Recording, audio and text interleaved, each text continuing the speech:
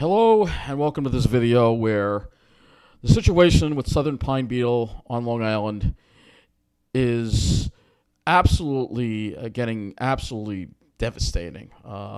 It's really getting to be a grim prognosis for our pine barrens here. And you see here on the Newsday here it says largest threat to pine barrens: beetles destroying swaths of LI forests.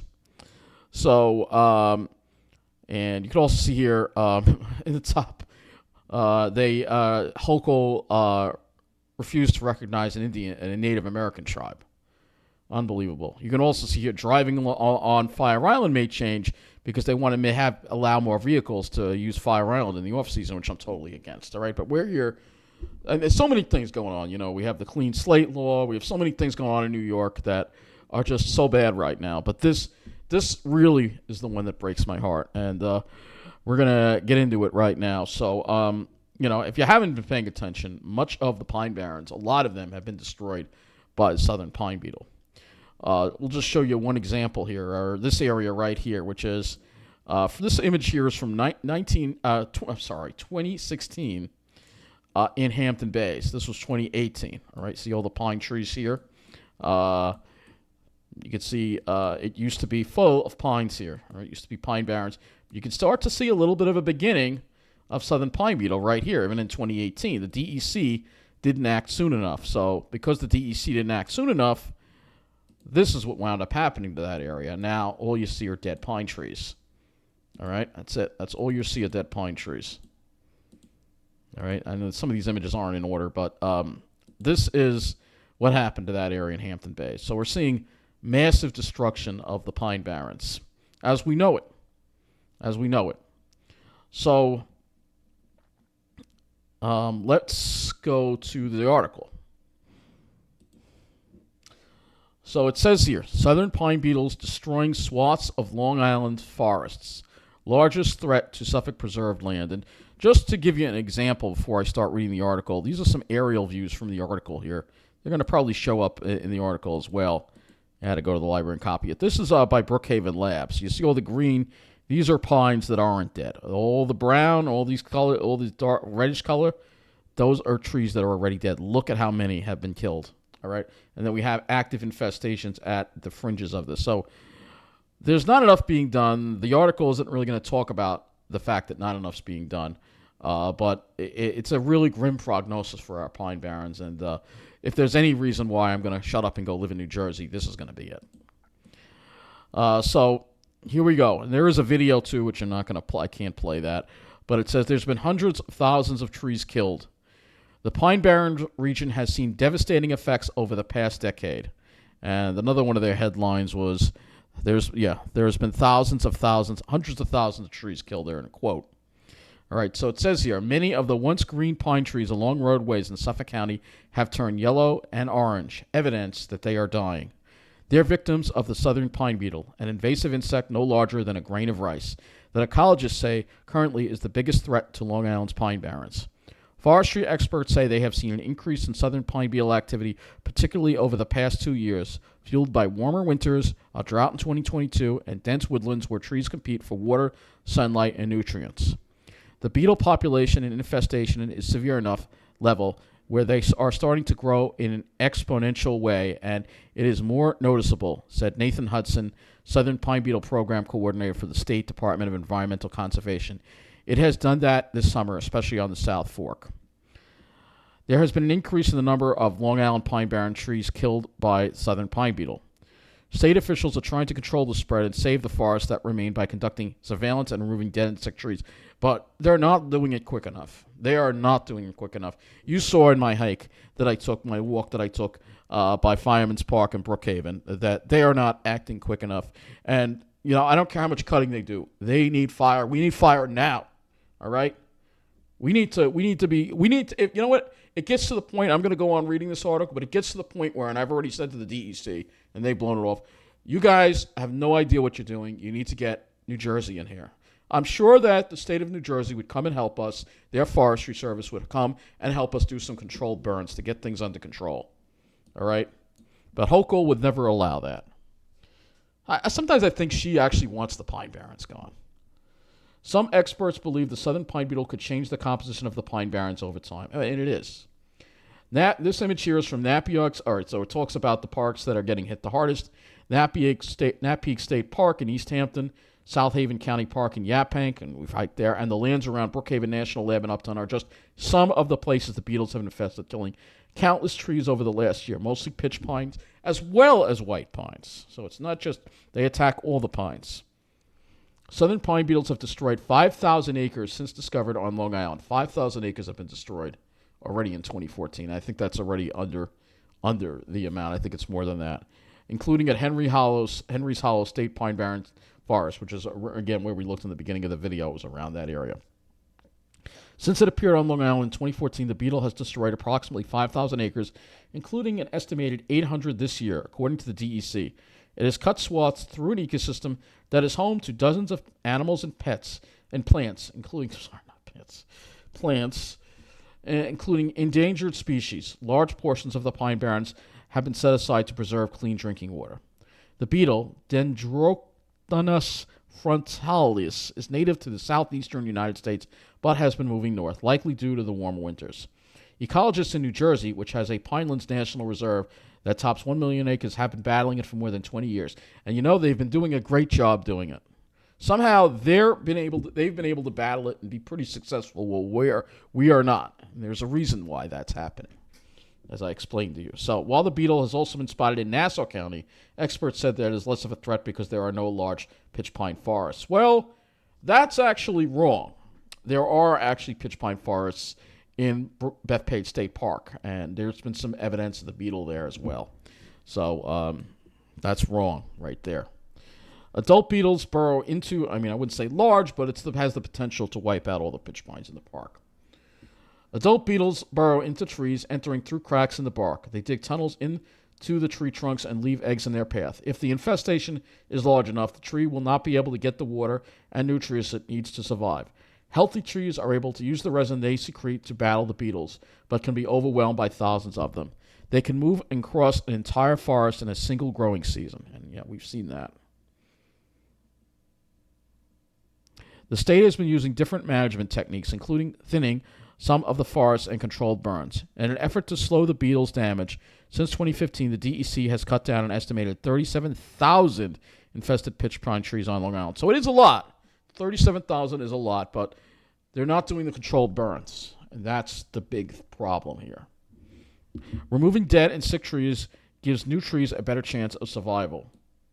Last week, John Wernett, and this is somebody I've actually spoken to, supervising forester for the Division of Lands and Forests for DEC Region 1, and Chris Steigerwood, ecological field specialist for the Central Pine Barrens Commission. I know I spoke with John, and he agreed that they're not getting the resources they need.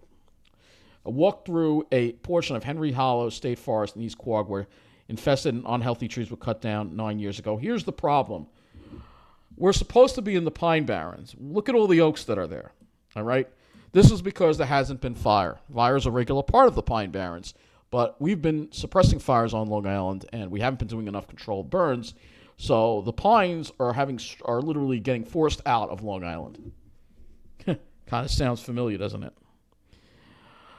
Piles of fallen trees and cut logs line the sandy walking path, but just a few feet away, several young green pitch pines appear to be thriving. So yeah, here's a seedling right here, and that's good, but in order for that seedling to thrive, you've got to get you got to have a fire here and wipe these oaks out, all right? He says, you can see the regeneration coming in, Steigerwald said, standing near small pine trees. This is exactly what we look for. The scene was much more grim at South Haven County Park in Yaphank, site of an active infestation. As you know, a lot of the pines there have just been destroyed, including some really beautiful spots. The sprawling park is full of rust-colored, dead pine trees. Evidence of the beetle is everywhere. In the blue-green fungus seen on the stumps, tiny pinholes in the bark, and popcorn-shaped blobs of resin surrounding the trees. Pine Barrens, an ecological treasure trove. Local environmental groups have said saving the Pine Barrens is important for several reasons. It's just an ecological treasure trove, a really novel type of forest from either a regional or global perspective, said John Turner, board member of the Long Island Pine Barren Society. Turner said the greatest concentration of rare plants and animals in the state can be found in the Long Island Pine Barrens. Some of those include the buckmoth, eastern mud turtle, eastern tiger salamander, and northern harrier hawk. It overlays the largest supply of clean water on Long Island, he said, referring to the deep aquifer system under the Pine Barrens. This is a fact not lost on key decision makers. Long Island's Pine Barrens stretch across a mix of federal, state, county, and privately owned lands.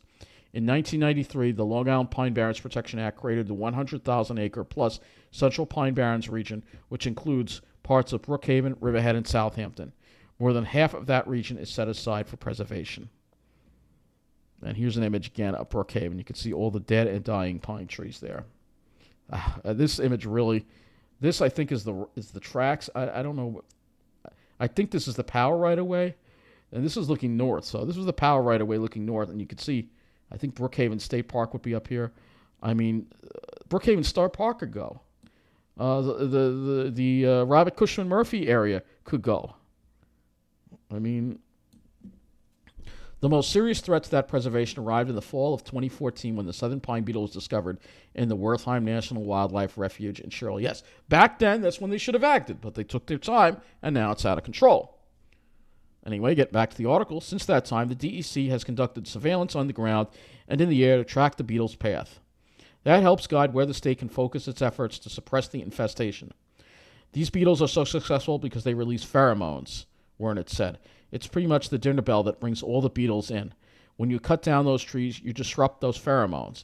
The beetles are confused and don't know quite where to go. It slows down the infestation. Creating more space between trees also eliminates competition for water, nutrients, and sunlight on a crowded forest floor and allows stronger trees to develop. That's exactly right. And this is something that, again, New Jersey has more space between the trees because they have more fires. Think of fires as evolution. All right? You have evolution so the strong survive and the weak that are vulnerable to disease do not play a host to the fire. To the beetles. One beetle, even 100 beetles, can't kill a tree, Hudson said. You have to have hundreds of thousands of beetles in order to really have an active infestation. By thinning the forest, you disrupt that pheromone communication and infestations fizzle out. So that's what they did in Sarnoff, as you know, when I was there. All right? And that's one tactic, but the fire is, they haven't really brought up the fires very much. 2022, one of the worst years. Steigerwald said 2022 was one of the worst drought years in almost 25 years, making it even more difficult for the trees to fight off the beetle. I was seeing trees with such a lack of resources, they weren't able to defend themselves anymore. It was one of the worst years for tree mortality for southern pine beetle attacks. The warmer winters are keeping the beetles active longer as well. So, yeah, we're not getting the cold winters. So they are not really stopping anymore. They are just kind of continuing year-round and continue to take pine trees as they go. Turner said he doesn't think the beetle will wipe out Long Island's pine trees, but he does think it will have a lasting effect on the forest. I think that the species will become more and more integrated in the system through time, and its impact on pine will diminish. If that does happen, what we will do is see a shift from pine barrens to a forest more dominated by oaks and perhaps other deciduous trees and less pitch pine, which that's not what I want to hear. Werner said in the Pine Barrens, this is the largest threat we have. We are never going to stop it, but we are going to try to slow it down and protect what's left. And I know in the video, they quoted in the video that that the Pine Barrens, we could lose the entire Pine Barrens. So, and we could. Long Island is the hardest hit of any Pine Barrens, and it's because of mismanagement. But Newsday failed to mention that. They failed to mention this. Nobody talks about this. I'm the only one that talks about this because New Jersey doesn't have this problem. All right? But look at what's happened on Long Island. All right, this is Napier. I'm saying it right now, Napier. Not Napier, but this is Napier. And you can see, look, at least half the pines are gone. Look at these outbreaks. What you need is fire. You don't get it. They don't even talk about prescribed burns. I read the whole damn article, and they didn't bring it up once. So it's just another, I think, the biggest blow to me. Because I don't want to live on Long Island where there are no pine barrens or their pine barrens are going away. I don't want to live in a place like that. That's why I wouldn't want to live in Westchester. I don't want more deciduous trees. Pine Barrens are part of Long Island. Without the Pine Barrens, there is no Long Island left for people like me anymore. And this is why this article is very painful to read, but it's just obvious what's going to happen here. This is what it used to be like, and now this is the way it is. I mean, these were all pine trees, and they're all dead. This isn't happening in New Jersey, not to the same extent, because we're going to look at some very areas of the Pine Barrens where the southern pine beetles have been attacked, like where it's been bad, like say South Haven, all right, or Brookhaven. We can look at Brookhaven here along the expressway because that's where a lot of the pines are dying. All right, this is December 2021. So let's see. You don't see it yet. Oh, you do see a little bit of it, but you'll notice that we have a lot of overgrowth here. You see all that overgrowth there, and a lot of oaks too. A lot of oaks in there. So the pines are very close together, and they're literally actually all along the road trying to get the open space. Once you go into the forest, it gets more oak dominated, all right? Because there hasn't been a fire here, all right? So this is the way our Pine Barrens look. They don't look healthy, all right? This is not a healthy look for the Pine Barrens at all, all right?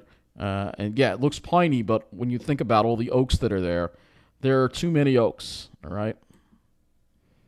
And here's another example of what's going on here. Look at all these oaks here. I mean, it's you go and find one pitch pine here. All right, here's one. Look at this pitch pine. It has to fight to get with all these oaks because there hasn't been a fire here.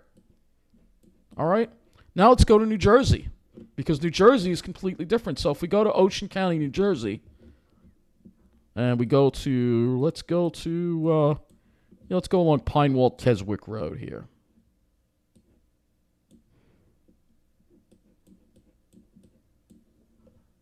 You'll see it has a different look to it. I'll find an even better example.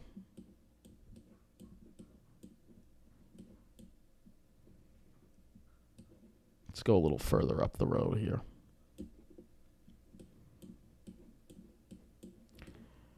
You'll see it has a different look. There's more space between the trees. There aren't as many oaks. It's mostly pines here. And here's an area. Now, this is perfect example of what's the difference is. So this is an area they had a controlled burn on. Look at the charred tree trunks. All right, so all the brushes, the natural fire ecology is here. So all these pines have the space between them, and this disrupts the pheromones. You know, he's talking about cutting, but this disrupts the pheromones. The fire will just kill them and disrupt the pheromones. All right? I would never do it because I'm not an arsonist. All right? But it just pains me to see what's going on. So this area you can see didn't have a burn. You can see it's a little more overgrown. All right? But you know what? It's breaking my heart. It really is breaking my heart. So this is New Jersey, all right? Let's look at another area in New Jersey here. Let's go along Double Trouble Road here. I know I'm by Toms River, but again, you can see there's space between the trees. It's much healthier looking. Look at the pines even look healthier. So, you know, it's just so obvious where I'm going to wind up having to go live. This is the final straw for me. This is it. You know, I'm stuck living in a hellhole apartment in a declining neighborhood, and that's bad enough. But once you take away the Pine Barrens, truly is no reason for me to stay here anymore. I'll willingly go to Toms River. I'll willingly pack my bags and move there. And I think it's getting close to that time. I really do. I'm making this video because I'm hoping maybe I could appeal to somebody out there in the government. Somebody, you know, I believe we can stop this, but we need a massive controlled burn program on Long Island underway ASAP.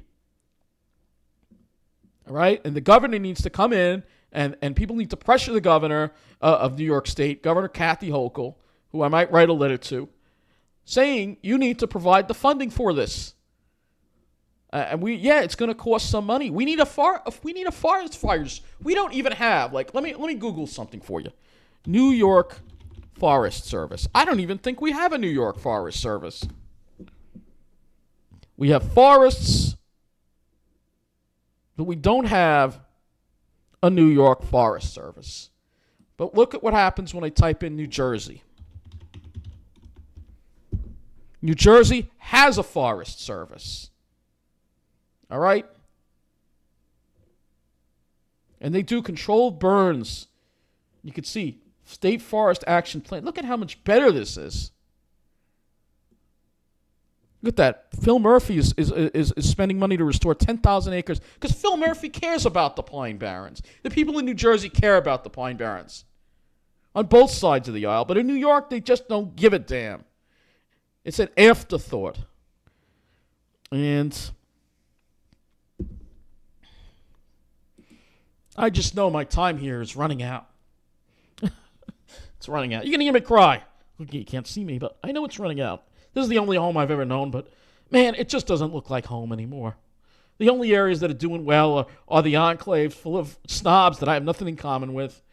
And that the very thing that I love, the Pine Barrens, is being destroyed by these beetles. And it's not, you can blame climate change to some extent, but why is it just Long Island getting hit so bad like this? It's because of the state. I think they're doing this on purpose. I think they're letting this happen on purpose so the Pine Barrens can be destroyed and then they can develop it. It's the only home I've ever known, but it's just not looking like home much anymore. And I think I'm going to wrap up the video here before I get too upset. But, it's heartbreaking to see all these beautiful places be destroyed. And nobody gives a damn. It's all about the beaches. It's about the shore. Nobody gives a shit about the forest here. Not enough people do. And the Newsday article doesn't even do a proper job at it. Oh, we're acting, but you're still leaving dead trees standing. You're not supposed to leave any dead trees standing. They don't do that in New Jersey. I wish I could just take Long Island. I wish I could just cut it off, put it down here, hook it up to New Jersey instead of New York. And we'd be part of New Jersey. We'd be a lot better off. But, it's obvious where I'm going to wind up. Nothing I do, no matter how many videos I make, no matter how much I go on here and talk about all these problems, it's not going to change the end result.